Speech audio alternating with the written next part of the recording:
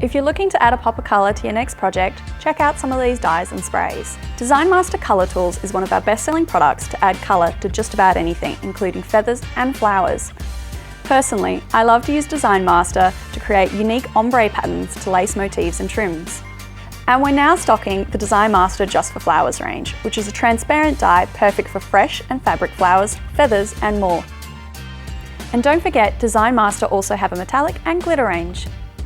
Speaking of metallics, the Jacquard Lumiere is an acrylic paint that comes in a range of pearlescent and metallic colours. We've discovered they work particularly well on leather, paper hat bodies and straw fabrics like cinnamon and ginseng.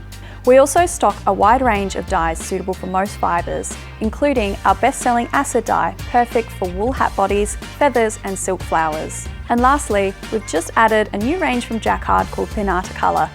It's an alcohol-based ink which gives it some really unique properties.